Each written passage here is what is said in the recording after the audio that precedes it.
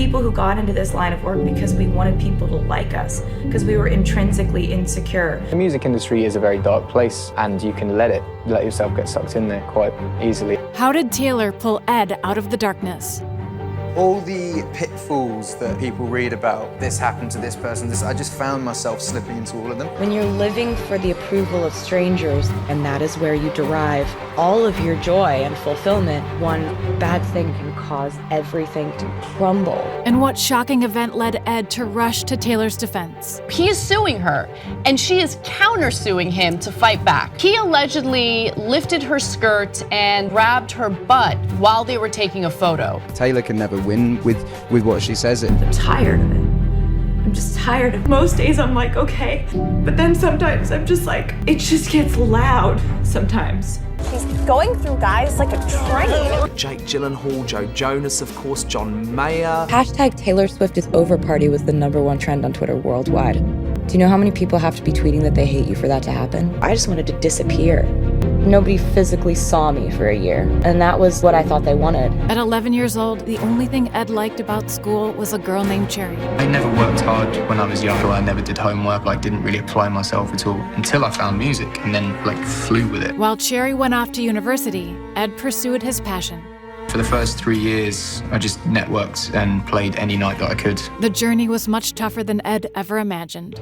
Lost my place to live. So I'd stand on stage and be like, hey, if anyone's got a couch tonight. But there were just moments where I would just wanted to give up. Little did he know, a fellow musician would give him the chance of a lifetime. It was his friendship with Taylor Swift that allowed him to completely break America. First thing that struck me was his voice. I've never been more jealous of anything in my life. Touring with Taylor not only jump-started Ed's career, it started a beautiful friendship. And the first time that we wrote, we sat in a hotel room in, I think, Arizona, and we just kind of wrote and wrote and wrote and wrote, and just laughed and had the best time and became really close friends. But Ed got so lost in the fame, he based his happiness on his success. The music industry is a very dark place. I mean, there was a couple of occasions where I was in the darker side of things. You need to, when you get into the industry, adjust to it, and I didn't adjust because I was just constantly working on tour. And all the pitfalls that people read about, this happened to this person, I just found myself slipping into all of them. Seeing Ed's pain, Taylor worked on finding the missing piece in his life. And when she reunited Ed with his high school crush, everything changed. That was a wake-up call. I've rekindled with a girl I went to high school with. Deeply in love, Ed took a year off to focus on what really mattered, the love of his life. We live together now, and I think that was a real help, kind of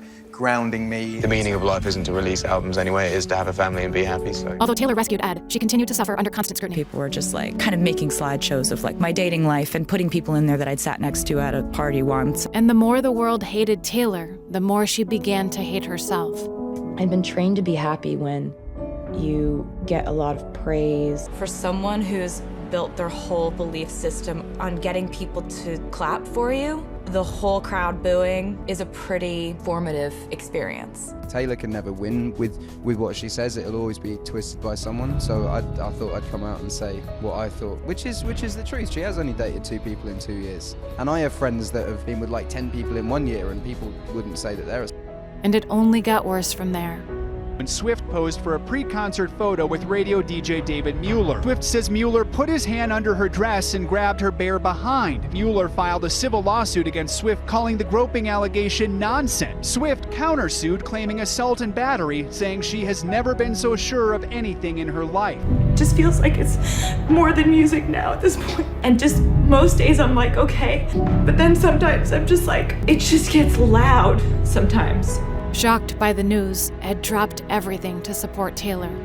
But we don't really go a day without speaking. I'm not ever gonna hurt Taylor. Not only did Taylor win the case, she found a man who saw her true self, Joe Elwin. I also was falling in love with someone who had a really wonderfully normal, balanced, grounded life.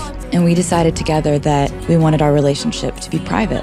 After seeing how Ed's time off saved him, Taylor took her own year off. Little did she know, it would teach her the most important lesson. We're people who got into this line of work because we wanted people to like us, because we were intrinsically insecure. I became the person who everyone wanted me to be.